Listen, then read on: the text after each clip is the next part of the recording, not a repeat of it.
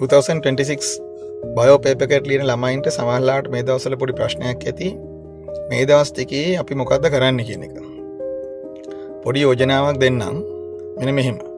දැන් ඕගොල්ලෝ අතර ඉන්න පුළුවන් මේ වෙනකොට ඔක්කොම පාඩම් කරපු කට්ටිය. ඒගොල්ලන්ටත් හිතෙන්න පුළුවන් මොකද්ද මං කරන්නේ.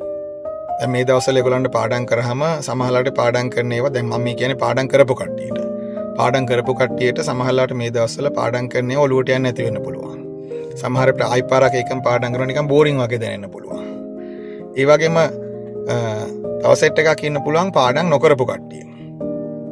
එතකොට දැන් ඔහොම කොටස් දෙකක් ඉන්නවනේ. එක්ක භාගයට පාඩම් කරපු කට්ටිය තුන්වෙනි කොටස. එතකොට මෙහෙමයි. දැන් ඔය පාඩම් කළා නැතුව සහ පාඩම් භාගයට පාඩම් කරපු කට්ටිය ඉතින් ඇත්තටම ඔප්ෂන් එකක් නැහැනේ. ඒගොල්ලා පාඩම් කරන්න ඕන. හැබැයි මෙහෙමයි. දැන් මෙතන දැන් තව දවස් අපිට තියෙන්නේ 10යි 11යි. මේ දවස් ටිකේ දැන් අද 29 අද 30 වෙනිදා. එතකොට තව දවස් 10යි 11යිනේ තියෙන්නේ.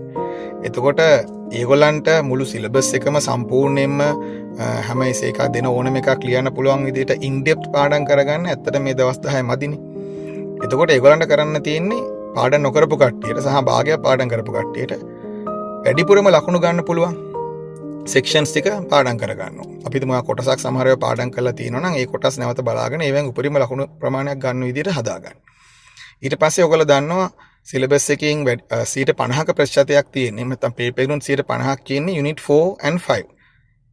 යුනිට් 4 5 නේ වැඩි හරියක්ම තියෙන 50ක්. එතකොට ඔයගොල්ලන්ට පුළුවන් යුනිට් 4 5 ටාගට් කරලා පොඩ්ඩක් පාඩම් කරන්න. මොකද දෙකෙන් වැඩිපුර ප්‍රශ්න ප්‍රමාණයක් එනවා. ඊට පස්සේ ඊට අමතරව අපි හිතමු ඒ ටික පාඩම් කරලා ඉවර නම් යුනිට් 5 4 5 වලින් වට හොඳට පර්ෆෝම් කරන්න පුළුවන් නම් එතකොට මුල් යුනිට් 5 පාඩම් කරගන්න එක වටිනවා. මොකද ඒකෙන් 70කට ආසන ප්‍රමාණයක් පේපර් එකේ කව වෙනවා. එහෙම. ඒකෙන් මීන් වෙන්නේ නැහැ. ඒකෙන් අදහස් කරන්නේ නැහැ මං අනිත් අන්තිම පාඩම් එපා කියන එක. අන්තිම පාඩම් ඕනේ. හැබැයි ඒවා පාඩම් කළා නැත්නම් අර වැඩේට යන්න පුළුවන්. එතකොට ඒ ටිකෙන් ටාගට් කරලා කරගන්න බලන්න. අපි හිතමු ඔක්කොම පාඩම් කරපු එක්කෙනෙක් ඉන්නවා කියලා. ඒ පාඩම් කරපු එක්කෙනෙක් නම් මං කිව්වර ප්‍රශ්නේ එනවා. පාඩම් කරපු එක්කෙනෙක් නම් එයාට මේ දවස්වල පාඩම් කරනකොට බෝරින් වගේ. සමහරවිට එයාට පාඩම් කරනකොට ඒක මතක හිටින්නේ නැහැ වගේ. එකම දේ ආයි කියෝ එක තැන ඉන්නවා වගේ. සමහරවිට එයා පාඩම් කරපු එක වැරදි කියලා හිතනවා. නිකන් බලනකොට මොකුත් මතක් වෙන්නේ නැහැ. ඔයගේ එක ප්‍රශ්න එනවා. ඒකට හේතුව තමයි ඔයා මේ ට්‍රාන්සිට් පීරියඩ් එකේ ඉන්නේ සංක්‍රාන්ති සමයක. ඔයාගේ මෙන්ටැලිටි එක හරියනවා අගෝස්තු මාසේ ලැබුවට පස්සේ.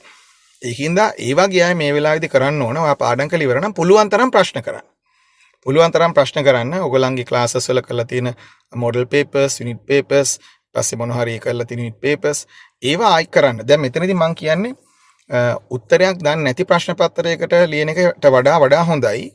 ඔයාගේ උත්තර තියෙන ප්‍රශ්න පත්‍ර වලට ලියලා අඩුපාඩු හදාගන්න එක මේ දවස් ටිකේ. පුළුවන් තරම් ප්‍රශ්න පත්‍ර වලට ලියන්න ෆිසික්ස්, කෙමිස්ට්‍රි, බයෝ හැම එකෙම මේ දවස් ටිකේ ප්‍රශ්න පත්‍ර වලට ලියන්න. ලියලා අඩුපාඩු හදාගන්න.